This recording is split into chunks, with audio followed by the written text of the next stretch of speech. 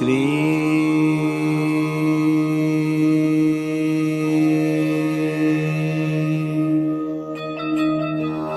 बाबा स्वामी नमो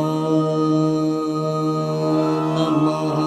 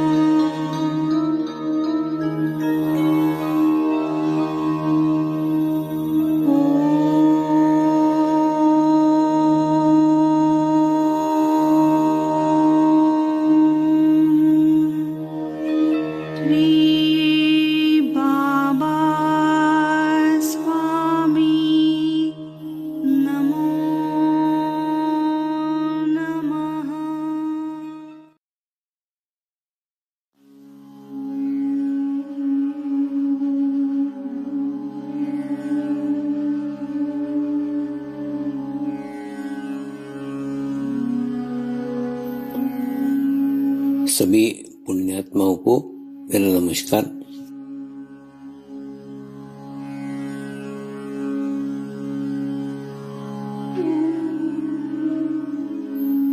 गुरुर्ब्रह्मा गुरुर्विष्णु गुरुर्देवो महेश्वरा गुरु साक्षात् परब्रह्म तस्मै श्री गुरुवे नमः।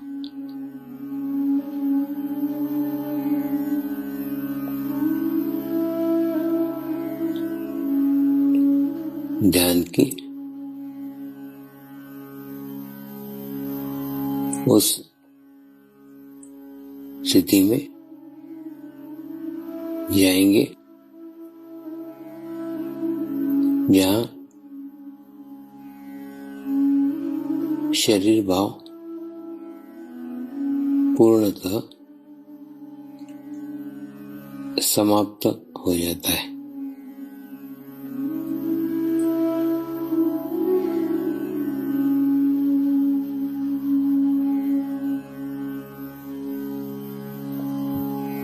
अपने पूरे शरीर को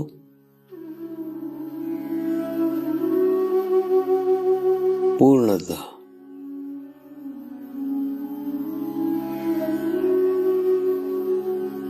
शिथिल छोड़ देंगे, एकदम रिलैक्स हो जाइए।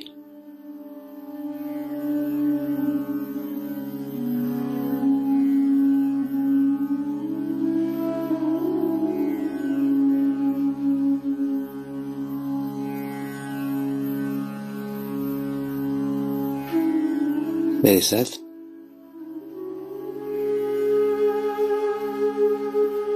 मंत्र का उच्चारण करेंगे।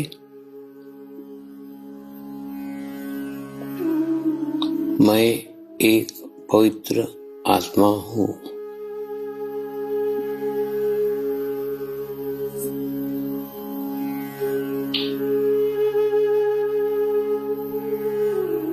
मैं एक शुद्ध आत्मा हूँ।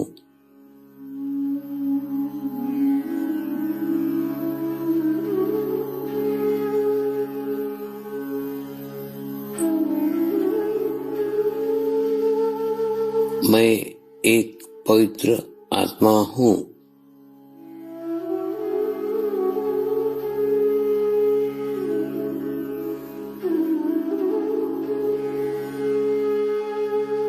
मैं एक शुद्ध आत्मा हूँ।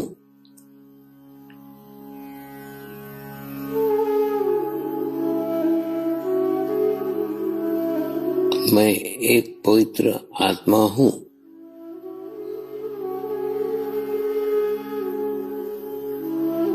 मैं एक शुद्ध आत्मा हूँ।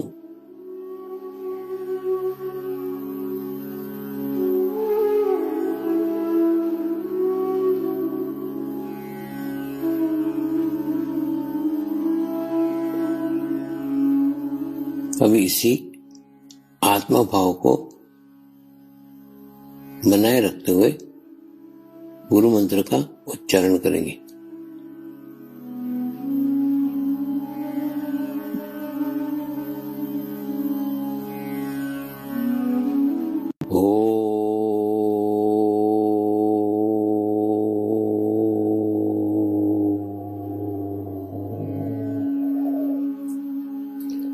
श्री शिव कृपानंद स्वामी नमो नमः।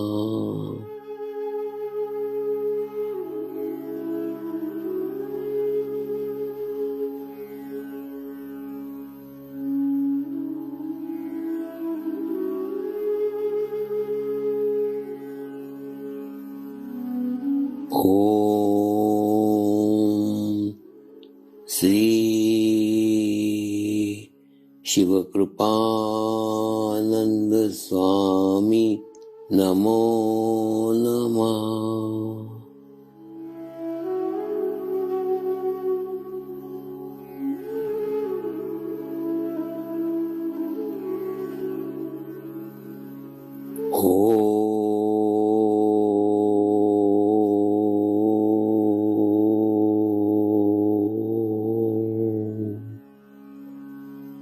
श्री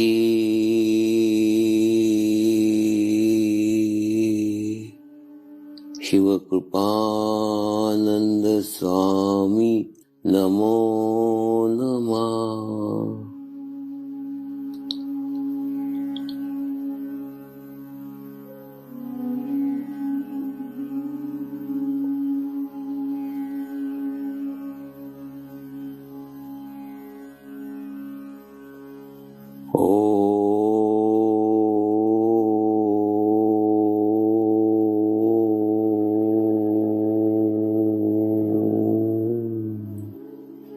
श्री शिव कृपानंद स्वामी नमो नमः।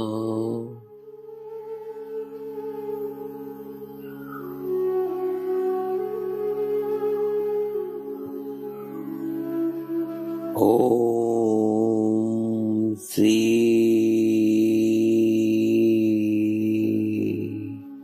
शिव कृपानंद स्वामी नमो नमः।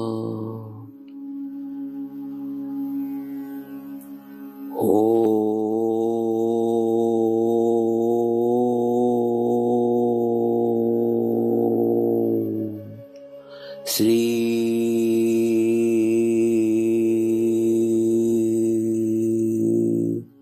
शिव कृपानंद स्वामी नमो नमः।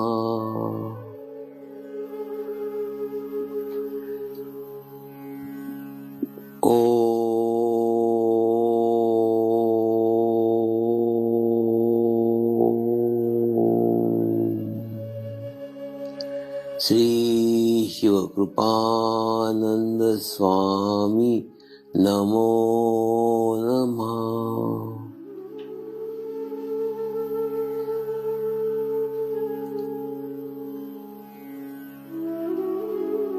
ओम श्री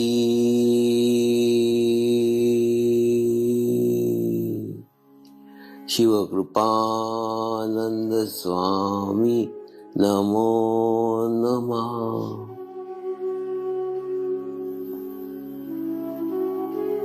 ओम श्री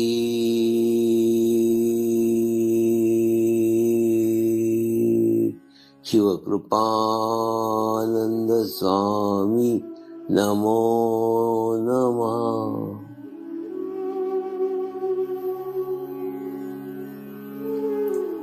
अब आप अपना चित्त सहस्त्रार पे रख के थोड़ी देर के लिए ध्यान में जाएंगे।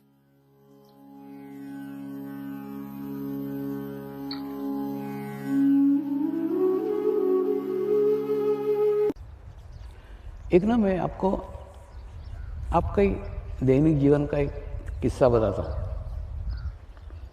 ये आपके जीवन में कई बार घटित होते रहता है। जैसे आप अभी अलग अलग शहरों से, अलग अलग गांव से यहाँ पहुँचे हो, तो एक परिस्थिति है, जो परिस्थिति सबके जीवन में आती रहती और रोज़मर्रा के जीवन में देखी जा सकती।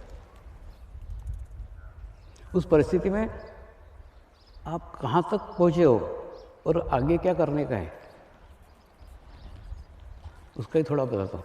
आप कल्पना करो, आप कल्पना करो कि कहीं पहुँचने की, अपने को घर पहुँचने की बहुत जल्दी है, कहीं बाहर से हम घर जाने को कोशिश कर रहे हैं और हम कार से घर जा रहे हैं, और कार के सामने ही एक बहुत बड़ा पेट्रोल का टैंकर चल रहा है। और पेट्रोल का टैंकर है तो वैसे भी अपने को थोड़ा डर लगता है कि हम उससे थोड़ा डिस्टेंस रख के रखते हैं, चलते हैं।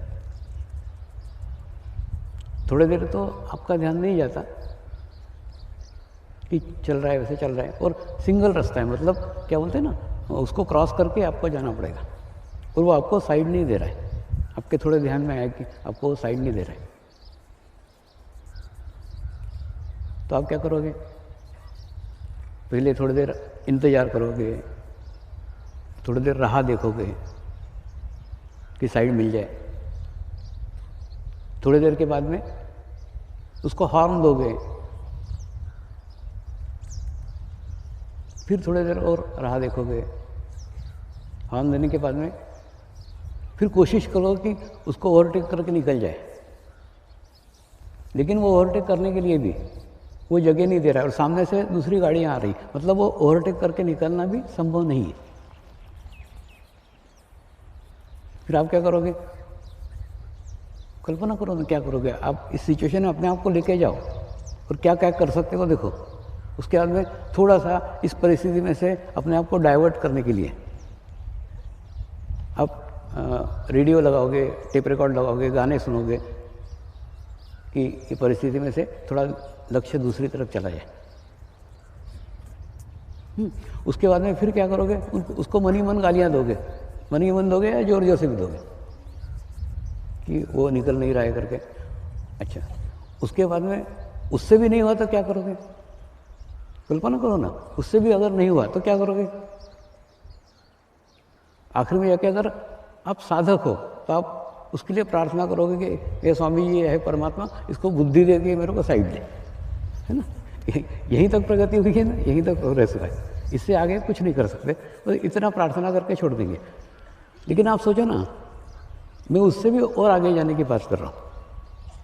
आप प्रार्थना कर रहे हैं उसको बुद्धि दो, उसको बुद्धि दो, मतलब आपका चित्त उसमें, और वो पहले ही टेंशन में है, वो पहले ही तनाव में। वो तनाव में ये वो जानता है कि अगर मैंने साइड देने के लिए थोड़ी गाड़ी नीचे उतारी और मेरा अगर टैंकर फंस गया तो निकालने को कोई नहीं आएगा।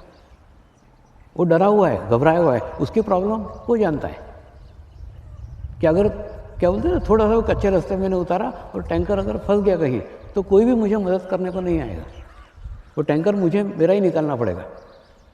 उस डर के मारे वो बिल्कुल साइड देने को तैयार नहीं है। और ऐसे भयभीत ड्राइवर के अंदर आप चित्त डालते हो, आप उसके लिए प्रार्थना करते हो कि उसको बुद्धि दे।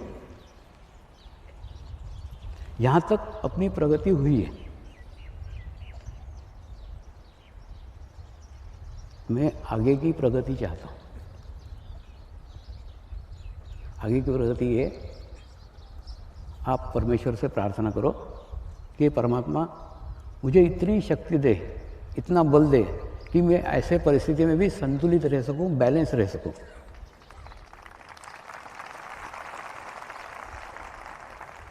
ये सबसे ज़्यादा प्रभावशाली है, क्योंकि आपकी प्रार्थना आपके ऊपर लागू हो सकती है, उसके ऊपर नहीं।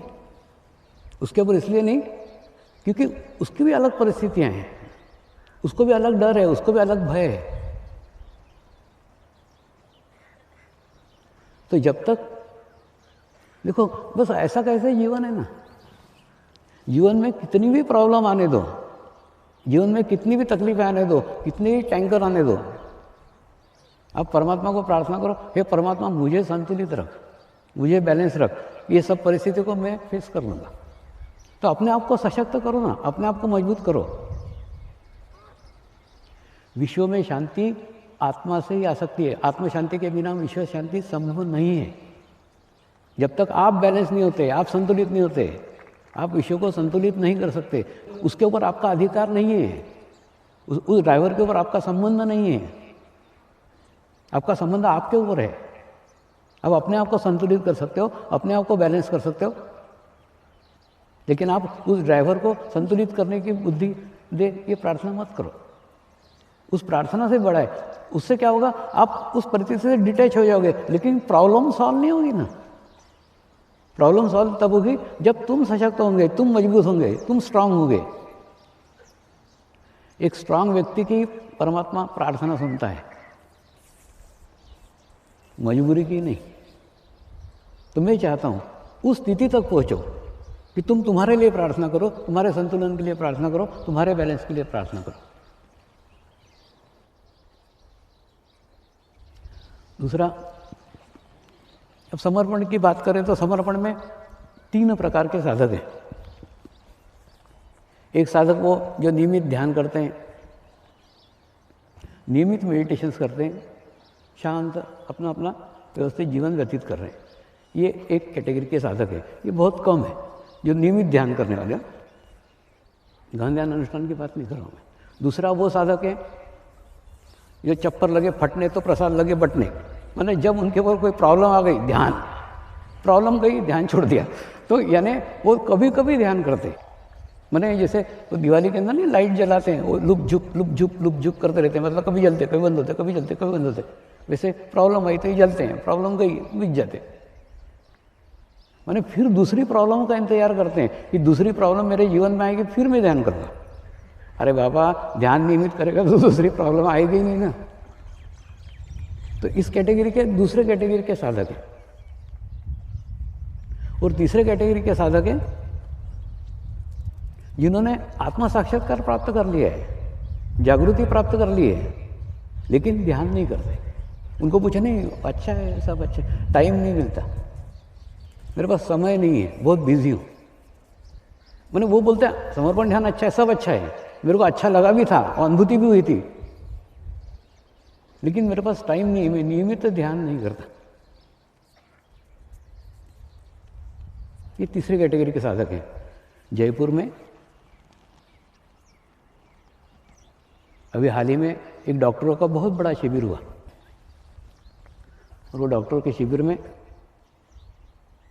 एक वहाँ के प्रसिद्ध डॉक्टर ने मुझे पूछा, सर्जन था वो, खूब ऑपरेशन में बिजी रहता हूँ, मैं अपने लिए आधा घंटा भी ध्यान के लिए नहीं निकाल सकता हूँ, तो क्या करूँ? तो मैंने उसको उत्तर दिया था, तू तेरा पेशा छोड़ दे। तो वो एकदम शॉक हो गया कि ये इतना महत्व दे रहे हैं ध्यान को। एक्चुअली क्या है, तुम्हारे जीवन से बढ़कर कुछ नहीं है ना। ये डॉक्टर लोग सीनियर सिटीजन भी नहीं हो पाते हैं, 60 साल की भी उम्र नहीं कर पाते, ऐसी स्थिति है। इसलिए उनको बोला कि तुम अगर आधा घंटा अपने आप को नहीं दे सकते तो फिर तुम सोचो कि तुम्हारा पेशा छोड़ें कि रखें। ठीक उसी प्रकार से अगर आप आपके जीवन में आधा घंटा भी अपने आप को नहीं दे सकते तो उस जीवन के ऊपर सोचो कि मेरा जीवन कितना खराब है, कितना बुरा है कि मैं अपने आप को आधा घंटा भी नहीं दे सकता।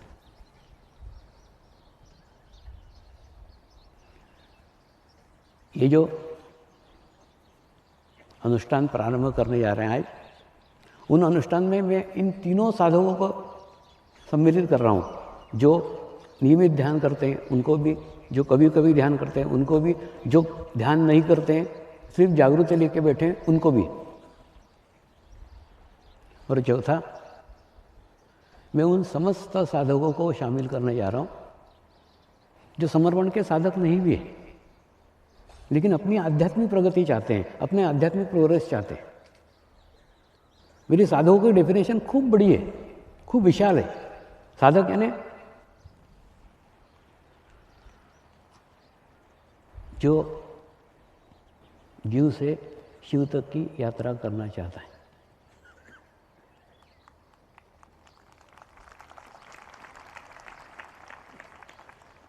जो शरीर से आत्मा तक पहुंचना चाहता है वो साधक है। तो ऐसे समस्त साधकों को शामिल करके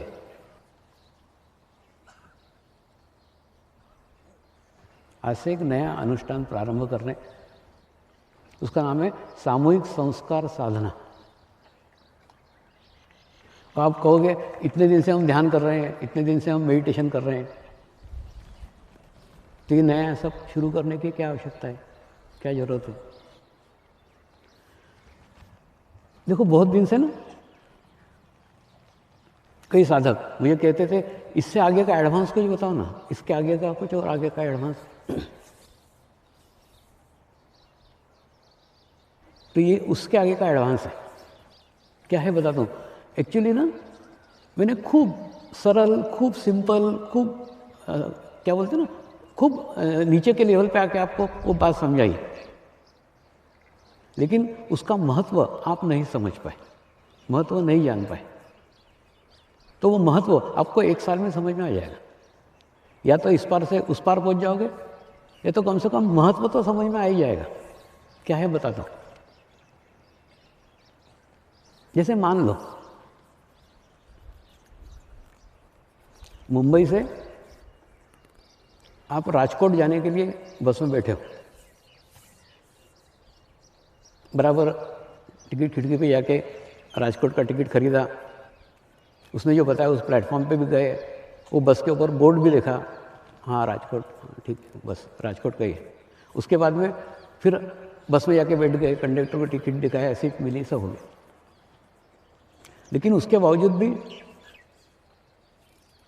आप पूर्ण समय जागरूक हो और सब पूर्ण समय शंका से भरे हुए हो कि ये बस राजकोट जा रही है कि नहीं जा रही है। पड़ोसी को पूछा, तू कहाँ जा रहा है, तू कहाँ जा रहा है? अरे अड़ोसी पड़ोसी को पूछ रहे, पीछे पूछ रहे, आगे पूछ रहे, बाद में वो कंडक्टर को पूछ रहे, राजकोट जा रही नहीं? हाँ राजकोट जा रही। उसके बाद में बीच में कोई स्टॉप आता, उस स्टॉप पे आके फिर ड्राइवर का दिमाग खाया, राजकोट ही जा रहे ना? हाँ राजकोट ही जा रहे। उसके बाद में जब बार बार आप और ड्राइवर को परेशान करने लग जाते हैं ना, तो ड्राइवर लोग फिर खसक जाते हैं। तो फिर वो बोलते हैं एक काम करो, तुम ये टिकट के पैसे वापस लो और उतर जाओ यहाँ से, इस बस में से। माने क्या बोलते हैं ना, हम शांत चित्त करके कहीं विश्वास नहीं रख सकते। विश्वास इसलिए नहीं रख सकते क्योंकि हमारे अंदर आत्मविश्वास नहीं रहता है। हमारे अंदर आत्मविश्वास नहीं रहता है, हम दूसरे पे विश्वास नहीं रख सकते। ठीक उसी प्रकार से जो समर्पण ध्यान का पद्धति था ना, वो एकदम समर्पित होकर के करने का था। लेकिन उसमें समर्पण का प्रॉब्लम आ रहा है। समर्पण का प्रॉब्लम आ रहा है मतलब क्या? साधारणतः भारत में सब चंद्र नाड़ी के लोग हैं, यानी सब लेफ्ट साइडेड है। अगर समझ लो, कल्पना करो कि यहाँ से अगर 6 इंच इस तरफ सब जने इधर ही है और यहाँ से उनको बीच में लाने का है, तो होता क्या मालूम है? जैसे उनको वहाँ से छोड़ा, वो 6 इंच इधर चले जाते। मतलब अरे इधर जाने को किसने बोला, तेरे को बीच में रहने का है, तो 6 इंच इधर, वो स्वाभाविक है। क्या होता है मालूम है? जब जो 6 इंच पे वो पहले ऑलरेडी टंगा ही हुआ है, उसको अपन बीच में लाने का कोशिश करते हैं, तो 6 इंच का फोर्स रहता है उसके पास में, वो राइट साइड में 6 इंच चला जाता है। यानी कई साधकों को कई बार गुरु कार्य दे के उन्हें आत्मग्लानि में रहते हैं, गिल्टी फीलिंग में रहते हैं, उनको उसमें से बाहर निकालने के लिए मैं कोशिश करता हूँ, उनको कोई तो भी महत्व दो, उनको कोई तो भी कार्य दो, तो जैसे कार्य दिया ना, स्विंग कर जाएंगे एकदम, फिर ईगो में चले जाएंगे, अहंकार में चले जाएंगे। अरे बाबा, ना अहंकार में जाना, आत्मग्लानि में या बीच में रहना। तो उसी प्रकार से समर्पण में भी सब जो छूटे हैं ना, ये सब 6 इंच इधर से छूटे हैं, वो 6 इंच उधर जाते हैं, बीच में रहने का है। इसलिए कभी कभी लगता है ध्यान की प्रगति थोड़ी धीरे धीरे होनी चाहिए, धीरे धीरे धीरे धीरे धीरे धीरे धीरे धीरे बीच में आके स्थित हो। जोर से आया ना, फिर जोर से इधर ही जाते। तो प्रकार क्या, अभी तक क्या चल रहा था वो, और अब आगे क्या होने वाला है वो, उस दोनों का अंतर बदल। अभी ये था, ये एक नावाड़ी था, नावाड़ी की नाव थी, नाव पे हम बैठे थे, और बैठने के बाद में वो बोलता था यहाँ बैठ, वहाँ बैठ, वहाँ जिसको जहाँ बिठाता था वो वहाँ बैठता था, और बैठने के बाद में चुपचाप हाथ बंद करके बैठता था। अगर हाथ बंद करके बैठे तो बराबर वो नाव वाला इस पार से उस पार उसको पहुँचा देगा। लेकिन नाव में बैठने के बाद नावाड़ी पे विश्वास नहीं है, वो उस पार पहुँचाएगा कि नहीं पहुँचाएगा। कभी इधर से उधर जगह बदलते, कभी इधर से उधर करते, खूब माने अपने मूवमेंट्स इतने रखते हैं कि वो नावाड़ी को ही परेशानी हो जाती है। तो इस पार से उस पार पहुंचने के लिए क्या होता है ना, नाव वहीं के वहीं डगमगाती रहती, आगे नहीं बढ़ पाती, प्रोग्रेस नहीं हो पाती। क्या हो रहा मालूम, अहंकार खूब सूक्ष्म है। आप किसी को पूछूंगा आप बोलोगे नहीं हमको बिल्कुल अहंकार नहीं है, लेकिन अहंकार खूब सूक्ष्म है, अपने को अपना समझ में भी नहीं आता। कैसे होता था,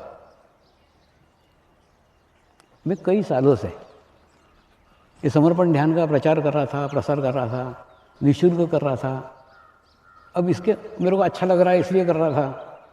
अब इसके अंदर तो कोई ईगो या अहंकार आने का प्रश्न ही नहीं था। उसके बावजूद भी अहंकार था। अहंकार ये था कि मैं मेरे पैसे से आता हूँ, मैं मेरे पैसे से जाता हूँ, किसी से कुछ नहीं लेता, मेरे को सिर्फ अच्छा लगता है इसलिए कार्य करता हूँ। यह अहंकार मेरा शिरडी के साईं बाबा ने तोड़ा है। जब उन्होंने तोड़ा तब जाके इतना व्यापक ये कार्य हो सका।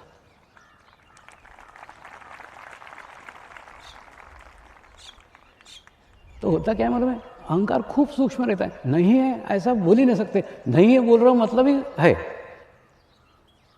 तो मेरे भीतर भी सूक्ष्म अंतर रहता है, मैं मेरे से ही बताता हूं ना कि उस अहंकार को जब तोड़ा ना तब जाके कार्य विश्व स्तर के ऊपर हुआ है। नागपुर में एक शिविर में मैंने कहा था कि मैं अपने पैसे से आता हूँ, मैं मेरे पैसे से जाता हूँ, किसी से कुछ नहीं लेता, मेरे को सिर्फ ये कार्य करना अच्छा लगता है इसलिए करता हूँ, ये कह करके चला गया। दूसरे दिन साईं बाबा ने अनुभूति कराई। अब ये देखो, अनुभूति मतलब फ्रीक्वेंसी से फ्रीक्वेंसी मैच हुई, उनके वाइब्रेशंस की फ्रीक्वेंसी से मेरे वाइब्रेशन की फ्रीक्वेंसी जब मैच हुई तब वो अनुभूति हुई है। अनुभूति ये हुई, वो बोले कि तूने अहंकार का एक दरवाजा खुला रखा है। तू बोलता है मैं मेरे पैसे से आता हूँ, मैं मेरे पैसे से जाता हूँ, किसी से कुछ नहीं लेता। यानी जो विश्व स्तर का कार्य है उस कार्य को एक व्यक्ति तक सीमित करके रखा हुआ है। इस कार्य को विशाल स्वरूप दे, किसी से पैसे मांगे मत, लेकिन कोई स्वेच्छा से देता है उसको मेरा प्रसाद समझ के ग्रहण कर, उसको कार्य में लगा, तब कार्य का विस्तार होगा। ये जो विश्व स्तर पे फैला है ना, ये इसी कारण फैला है, मुझे समाज में लाने वाले वही है। नहीं तो मैं तो वही 10-10, 20-20 लोगों के शिविर लेता था, चलते थे। क्या होता है मालूम, सामूहिकता में जितने कार्य करोगे, ये मैं मेरे अनुभव से बता रहा हूँ, इसीलिए मैं हर दफे कोई भी कार्य करना है ना, मैं कर रहा हूँ, मैं करिया मत करो, सबको मिलकर के करो ना। एक 8-10 लोग पहले कोई भी कार्य सौंपा ना, तुमको भी वही समझ लो अध्यक्ष बनाया, प्रमुख बनाया, पहले 10 लोगों को इकट्ठा करो कि मेरे को सौंपा है, लेकिन अपन सब मिल करके करेंगे। तो सब मिल करके करेंगे ना, उसके अंदर तुम्हारा ईगो नहीं बढ़ेगा, तुम्हारा अहंकार नहीं बढ़ेगा, और तुम्हारे यहाँ से कार्य संपन्न होगा। सामूहिकता इसकी सबसे बड़ी शक्ति है। सामूहिकता के साथ कोई कार्य करो, भले आपको अकेला कार्य दिया हो, लेकिन कोई भी कार्य अकेले करने की कोशिश मत करना, क्योंकि वो मेरे से भी नहीं हो और तुमसे भी नहीं हो। तो उस अहंकार को तोड़ने के बाद में तब जाके ये समर्पण ध्यान समाज में आया है। माने अहंकार के कारण ये सब रुका हुआ था, एक ब्लॉक्स था। तो उसी प्रकार से समर्पण ध्यान भी प्राप्त हुआ, ध्यान भी हम कर रहे हैं, रेगुलर ध्यान मेडिटेशन भी कर रहे हैं, 15 साल से कर रहे हैं। उसके बावजूद भी जो प्रोग्रेस होनी चाहिए, जो प्रगति होनी चाहिए, वो इसलिए नहीं हो रही कि कहीं ना कहीं ईगो है। ईगो है, मैंने बताया ना, 6 इंच इधर खड़े हुए थे, टूटे तो 6 इंच इधर चले गए। इसलिए आपको सामूहिक, जितना सामूहिकता में आएंगे उतना नीचे आएंगे। तो ये तो एक पद्धति हो गई नाव की, लेकिन मैं जो नई पद्धति बताने जा रहा हूँ उस नई पद्धति में एकदम डिफरेंट है। आपको तैर करके इस पार से उस पार पहुँचने का है। अब नाव में नहीं बैठने का, नाव का सहारा नहीं लेने का, उसके बाद में इस पार से उस पार खुद तैर करके पहुँचने का है। तो उससे 2 फायदे होंगे। एक तो तैर के पहुँच जाओगे, एक अगर समझ लो नहीं पहुँचे तो नाव का महत्व समझ में आएगा कि हम नाव में बैठे थे, नाव में कितना आसान था, कितना आराम से चल रहे थे, ये सब आपको समझ में आएगा। तो नाव का महत्व तो समझ में आएगा जब तैर के पहुंचना पड़ेगा।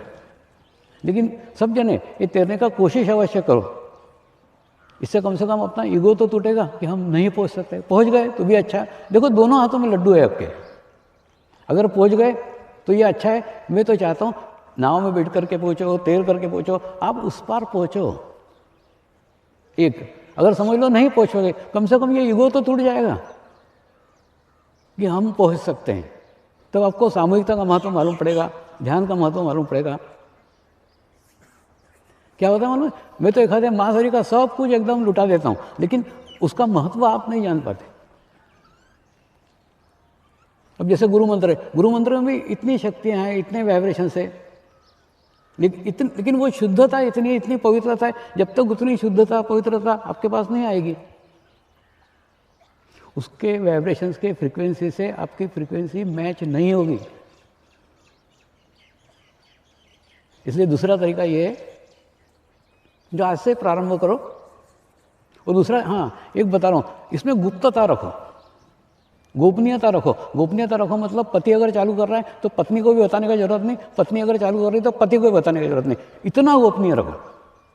और एकदम पेट में खूब मरोड़े आ रही है किसी को तो बताने का, तो एक लेटर मेरे को लिख भेजो कि स्वामी जी वो आपने बोला था सामूहिक साधना मैं करने का चालू की हो, और ये मेरा नाम और पता है, उस पते पे आपका एड्रेस मत भेजो, मैं अभी नई व्यवस्था लगा रहा हूँ। वो एनवलप को मैं खुद मेरे पास रखूँगा, मैं खुद मेरे रजिस्टर में एंट्री करूँगा, तो किसी को भी आपका नाम नहीं मालूम पड़ेगा कि आपने चालू किया, किसी को भी मत बताओ।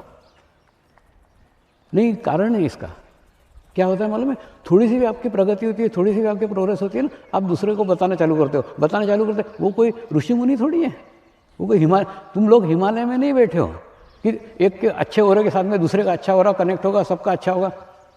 दूसरे का बुरा अटेंशन अपने ऊपर आता है। तो पहली बात है इसका कंडीशन कि इसकी पूर्ण गुप्तता रखो, एकदम 100% गुप्तता। आपके सिवा दूसरे किसी को नहीं मालूम पड़ना चाहिए कि आपने शुरू किया। दूसरा, निरपेक्ष भाव से शुरू करो। निरपेक्ष भाव से शुरू करो यानी कुछ भी मिलना चाहिए, कुछ भी प्राप्त होना चाहिए, ये अपेक्षा से मत करो। जहाँ अपेक्षा आई वहाँ शुद्धता नहीं रह पाती।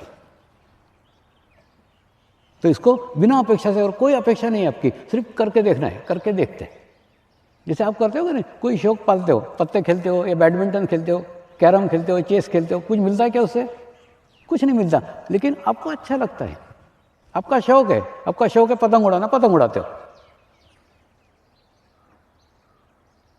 तो ध्यान को शौक बनाओ, ध्यान को एकदम तुरंत आप क्या करते हो, ध्यान को अपेक्षा से जोड़ दो, ये मिलना चाहिए, वो होना चाहिए। अरे मैंने ये जहाँ तुमने शुरू किया वहाँ मैंने फिर वो ध्यान का एक प्रोग्रेस एक लेवल तक जाकर के वहाँ अटक जाते हैं, वहाँ आगे प्रोग्रेस नहीं, आगे प्रगति नहीं। तो ये जो बताने जा रहा हूँ इसकी कोई अपेक्षा से मत करो। एक तो गुप्तता से करो, दूसरा अपेक्षा रहित करो, कोई भी अपेक्षा नहीं, निरपेक्ष भाव से करो। और क्या क्या करने को बता रहा हूँ और कितना कठिन है बता रहा हूँ। कठिन ये, पहले अपने इंद्रियों के ऊपर नियंत्रण करो। क्या होता है मालूम है, मैंने ये खूब आपके ऊपर खूब 45 दिन रिसर्च करके ये बनाए हैं। क्या हो रहा है अभी, सामान्य लोगों से आपके घर स्वच्छ है, यानी सामान्य लोगों से आपका स्थिति अच्छा है। क्यों अच्छा है? क्योंकि रोज आप अपने घर का झाड़ू लगा लेते हो। सामान्य लोग नहीं लगाते आप, लेकिन रोज ध्यान करके रोज झाड़ू लगाते हो।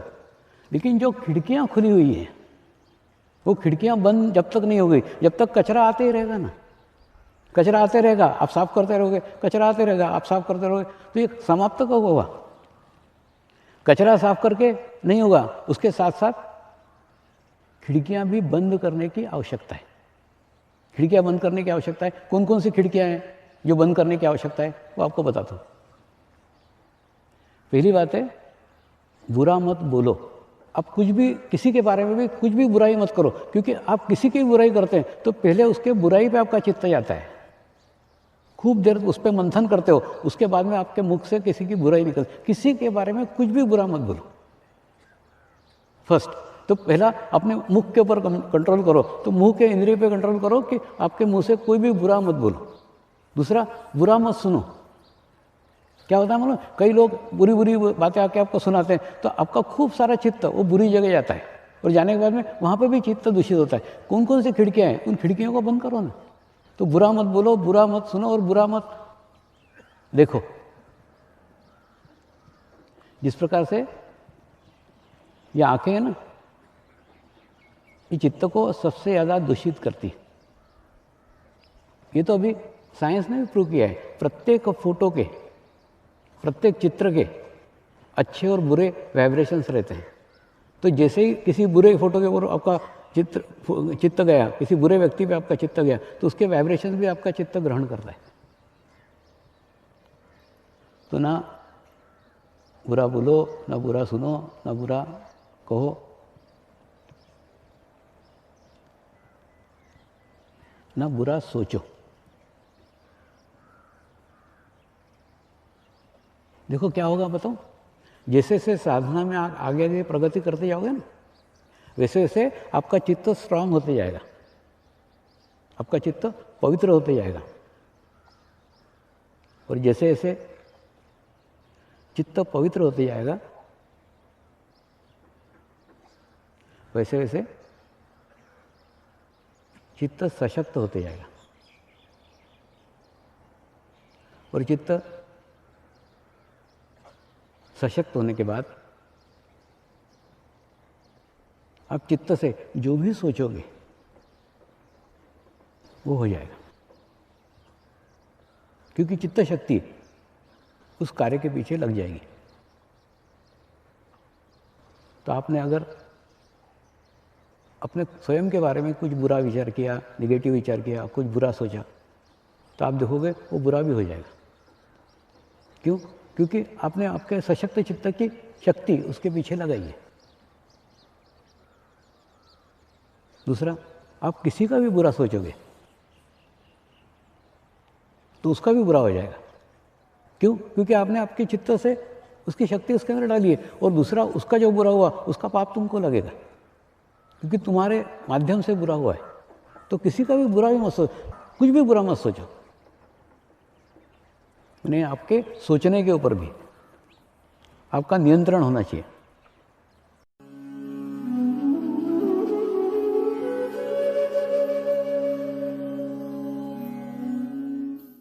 अब हम प्रार्थना करेंगे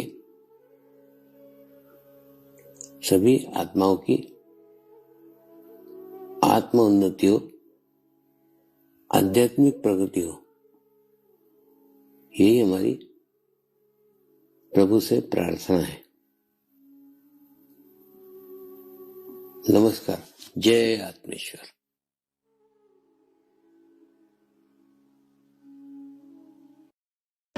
शांति पाठ करेंगे। ओम द्यो शांति अंतरिक्षगम शांति पृथ्वी शांति रापः शांतिरौषधयः शांति वनस्पतयः शांति विश्वे देवाः शांति ब्रह्म शांति सर्वगं शांति शांतिरेव शांति क्षमा शांतिरेधि। ओम शांति शांति शांति सर्वारिष्ट सुशांतिर्भवतु।